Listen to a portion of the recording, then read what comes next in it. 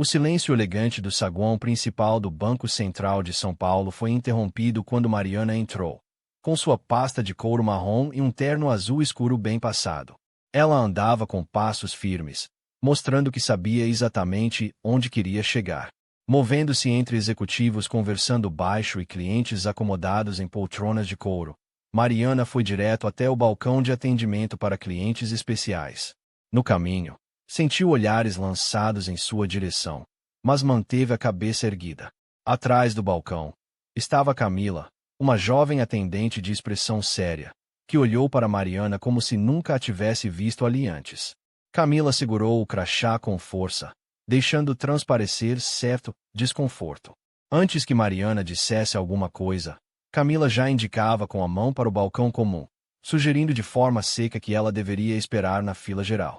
Mariana sentiu um aperto no peito, aquele tipo de recusa discreta que não é dita em voz alta, mas deixa marcas.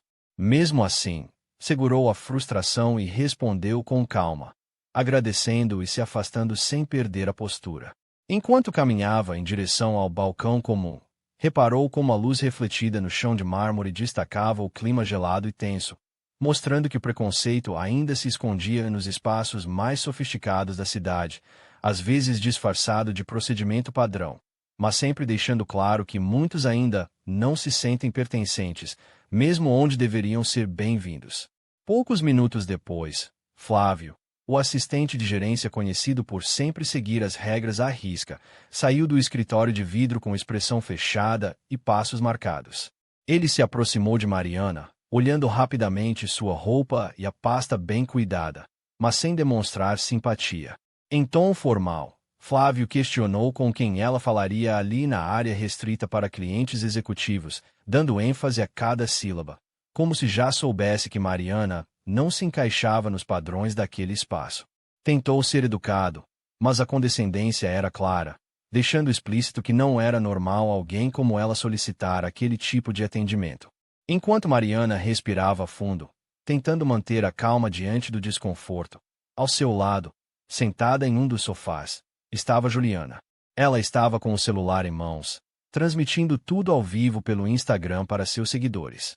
Começou tímida, mas logo percebeu que algo importante estava acontecendo e passou a narrar cada detalhe. O público que a acompanhava era pequeno no início, porém, em poucos minutos, a quantidade de quem assistia ao vídeo dobrou. Mensagens de indignação começaram a surgir na tela do celular, muitas pessoas exigindo respeito e igualdade. O clima no saguão foi mudando. O burburinho aumentou, e até alguns funcionários trocavam olhares desconfortáveis, sentindo que aquela situação agora não estava mais escondida só entre quatro paredes, mas chegando aos ouvidos de gente do Brasil inteiro. A cada pergunta que Mariana respondia com firmeza e educação, Flávio parecia ficar ainda mais impaciente. Ele passou a pedir documentos e comprovantes, mesmo depois de Mariana já ter mostrado seu cartão de acesso dourado, daqueles que só clientes executivos recebem, e a pasta com o nome gravado em alto relevo. Apesar de todas as evidências, Flávio continuava insinuando que talvez aquele cartão não fosse verdadeiro, ou que Mariana devesse provar de novo a origem dos seus recursos. As perguntas deram lugar a comentários maliciosos, sugerindo que talvez ela estivesse tentando burlar um sistema que, na verdade, era feito para protegê-la como cliente especial. O clima ficou ainda mais carregado. Mariana sentiu o rosto quente, mas se manteve calma, sabendo que cada uma de suas respostas era acompanhada não só pelos que estavam naquele saguão, mas por centenas de pessoas que agora acompanhavam a transmissão feita por Juliana. O número de espectadores crescia a cada minuto. As mensagens de apoio e repúdio à postura do banco pipocavam na tela do celular dela. Os clientes ao redor começaram a cochichar, e até quem estava digitando em seus notebooks parou para prestar atenção. Alguns funcionários desviavam o olhar envergonhados, percebendo que o constrangimento tinha ultrapassado qualquer limite aceitável. E agora, mais do que nunca, o espetáculo da exclusão estava exposto para todo o Brasil assistir. Poucos minutos depois, ao perceber a situação fugindo do controle, chegou Patrícia, a gerente regional conhecida por sua postura sempre dura e pouco aberta ao diálogo. Ela caminhou com pressa até onde Mariana estava, Ajeitou o paletó elegante, sem sequer olhar para o cartão dourado ou a pasta personalizada, dirigiu-se diretamente a Flávio, trocando algumas palavras baixas e rápidas com ele. Em seguida, Patrícia virou-se para Mariana, mantendo o rosto sério e o tom distante. Disse que, diante das circunstâncias, seria necessário seguir todos os protocolos de segurança do banco, independentemente do perfil do cliente. A cada frase, deixava claro que concordava totalmente com Flávio, reforçando as suspeitas em relação à presença de Mariana naquele setor exclusivo. Essa postura ainda mais rígida só fazia aumentar o desconforto de quem assistia à cena, tanto no saguão quanto pelo celular. Alguns clientes desviavam o olhar, constrangidos, enquanto outros não conseguiam esconder o interesse e pareciam achar curioso aquele tipo de situação tão rara em espaços de luxo. No fundo, muitos funcionários já demonstravam incômodo, trocando olhares preocupados entre si. E, na tela de Juliana, a quantidade de comentários crescia sem parar, com as pessoas pedindo explicações do banco e demonstrando revolta. O caso, que podia ter sido resolvido rapidamente, já se transformava em um símbolo de tudo aquilo que tanta gente enfrenta em silêncio no dia a dia. Mariana, com voz calma e esforçando-se para não perder a compostura, explicou em detalhe sua longa relação com o Banco Central de São Paulo. Contou sobre como começou ali ainda jovem, sobre negócios que desenvolveu usando os serviços executivos e mostrou documentos que comprovavam sua posição. Porém, Flávio e Patrícia continuavam rindo baixinho e trocando olhares de deboche. Eles faziam perguntas desnecessárias, sugerindo que a presença dela naquela área era uma espécie de piada. Cada frase deles deixava bem claro que não enxergavam Mariana como alguém digna daquele espaço, mesmo com todos os papéis apresentados. Lá no fundo do saguão, Dona Teresa, cliente antiga do banco e conhecida no bairro pelos cabelos brancos e postura firme, assistia tudo em silêncio. Teresa já tinha passado por muita coisa em suas décadas de relacionamento com o banco.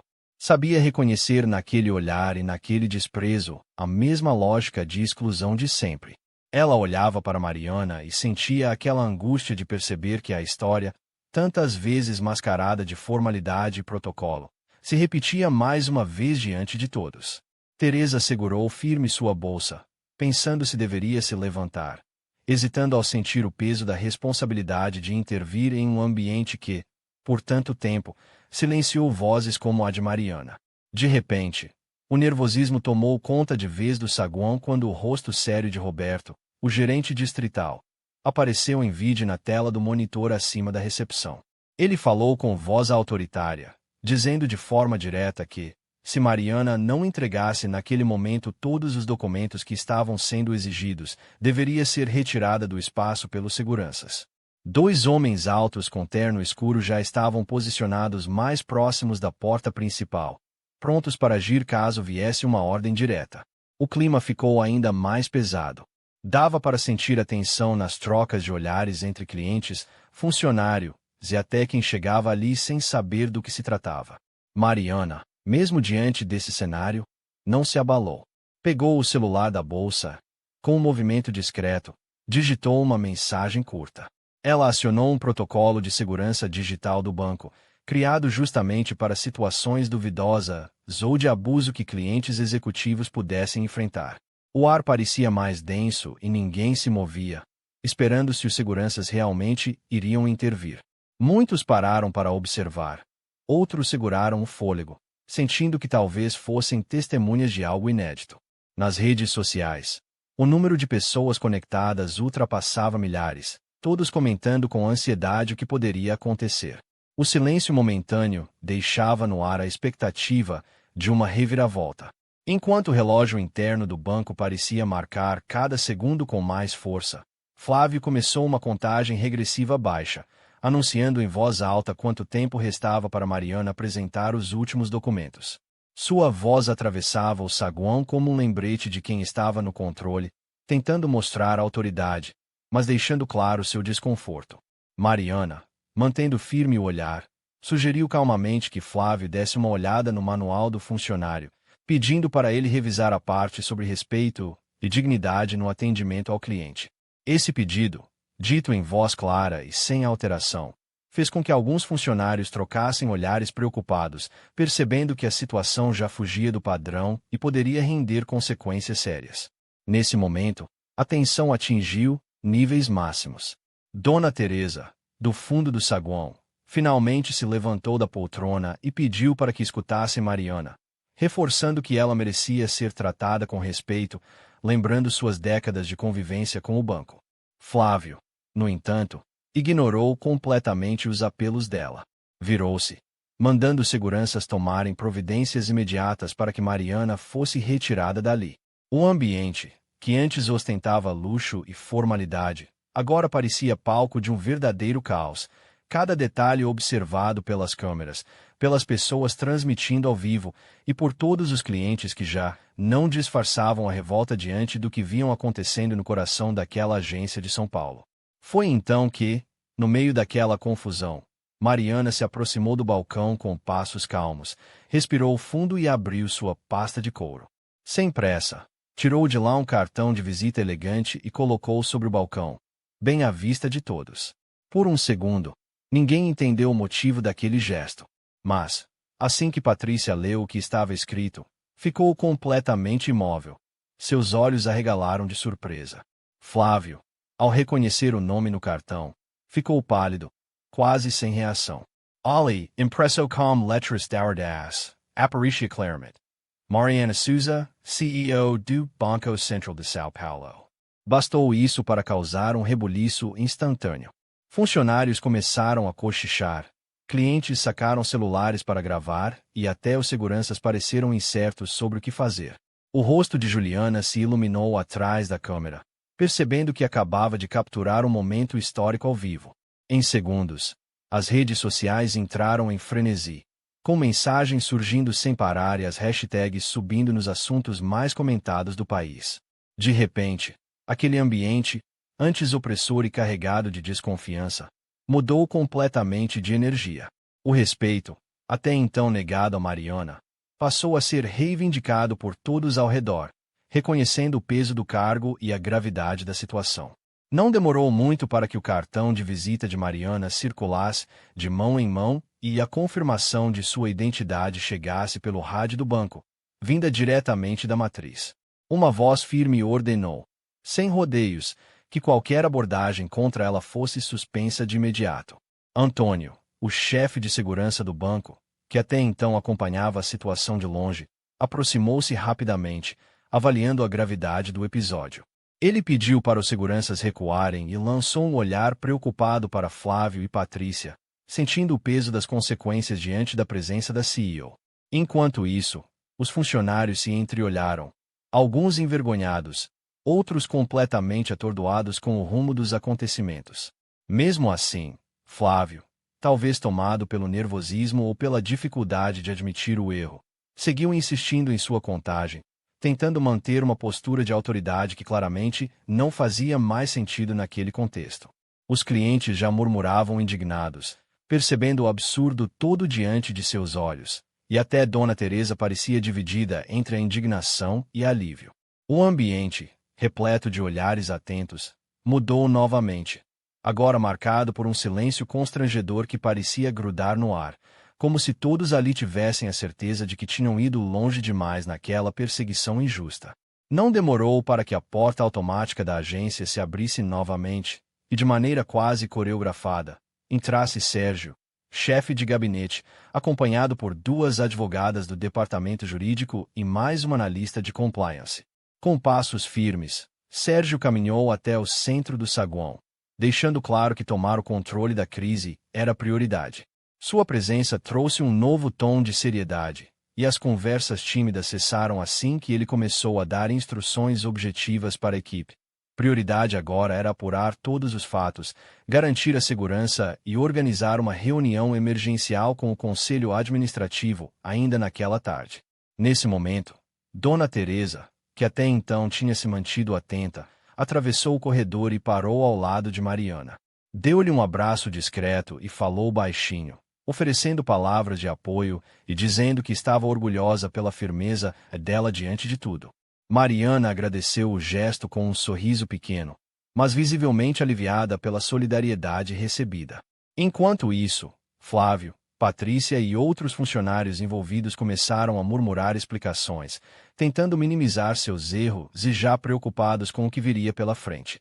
O saguão, antes visto como símbolo de status, agora era simplesmente cenário de um acerto de contas, onde cada atitude teria peso nas decisões dos próximos dias.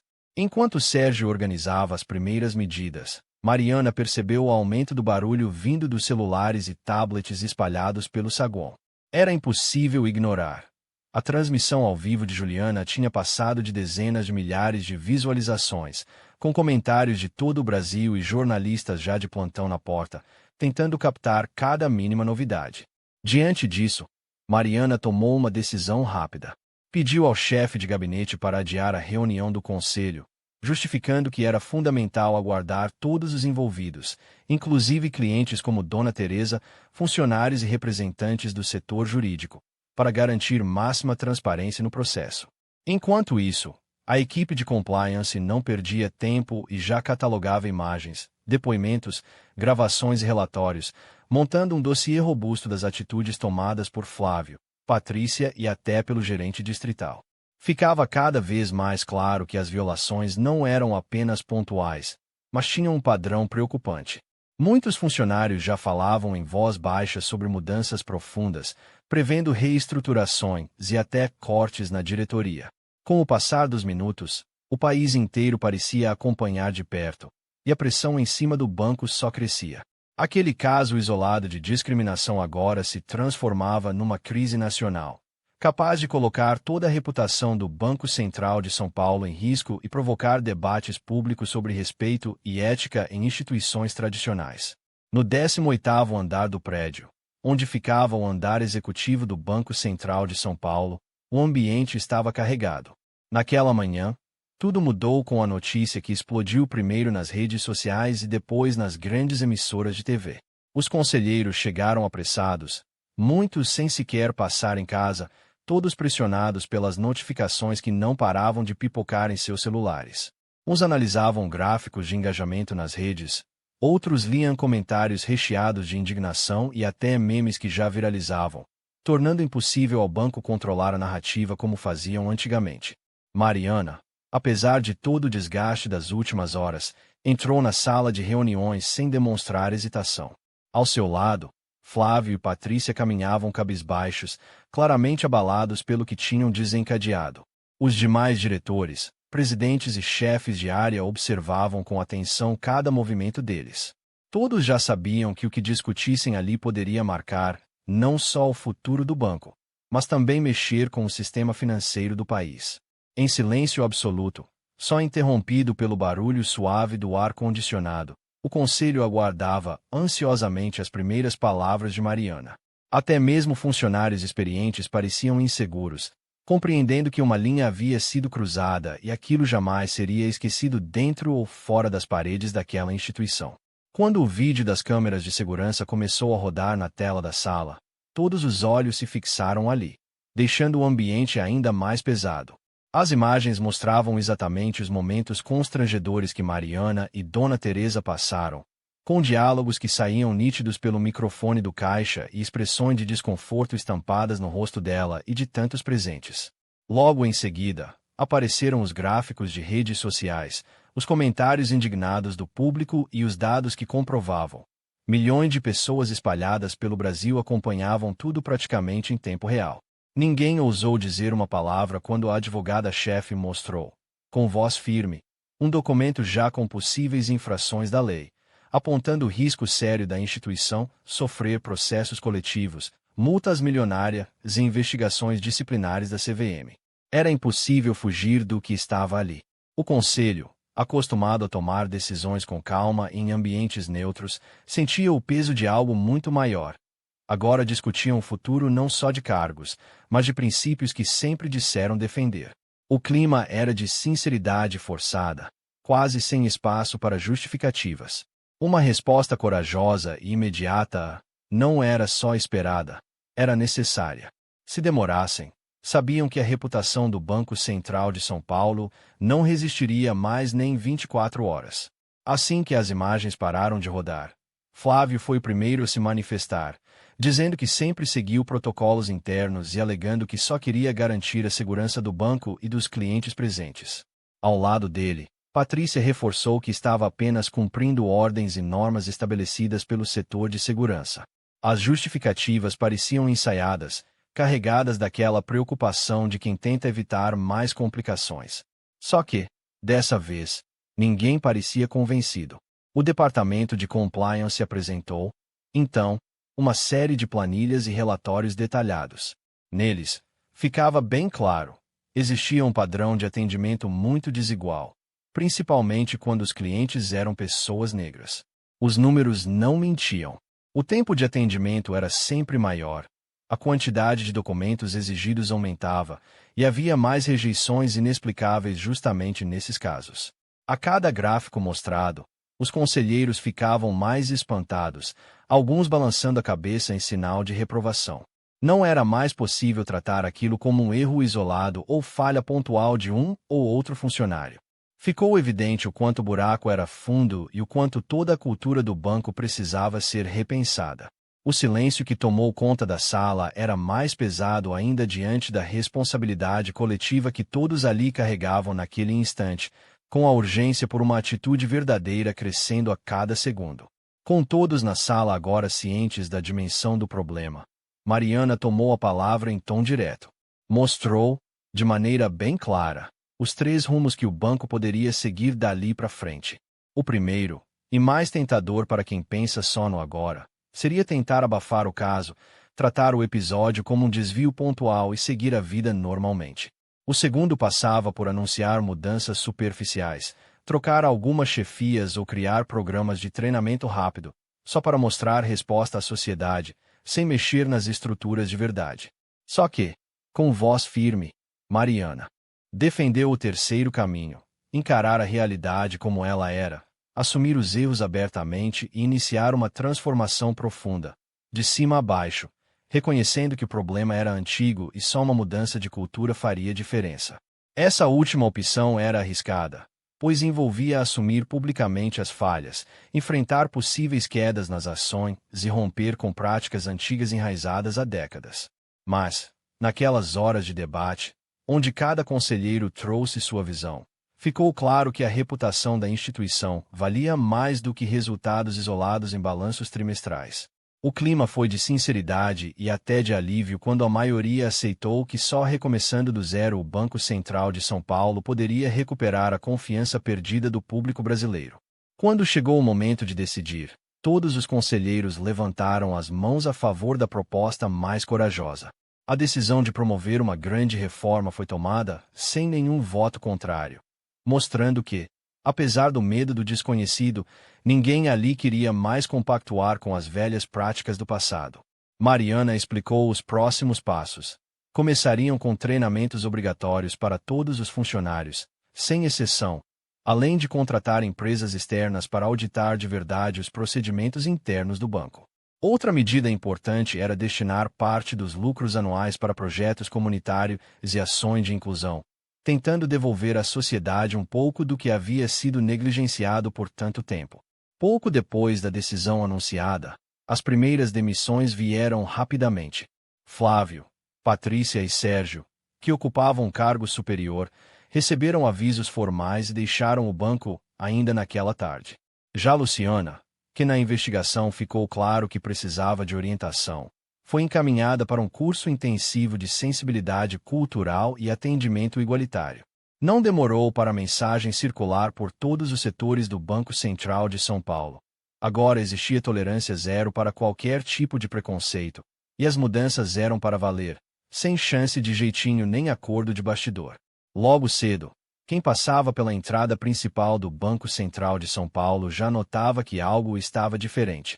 Equipes formadas por homens e mulheres de diferentes origens, todas usando crachás coloridos com a frase "por um atendimento justo", caminhavam entre os clientes, sorrindo e tirando dúvidas. Não era só fachada. Essas pessoas estavam lá para observar, orientar e garantir que qualquer pessoa recebesse respeito, sem aquele velho clima de desconfiança que, até a véspera, parecia alguém querer ignorar.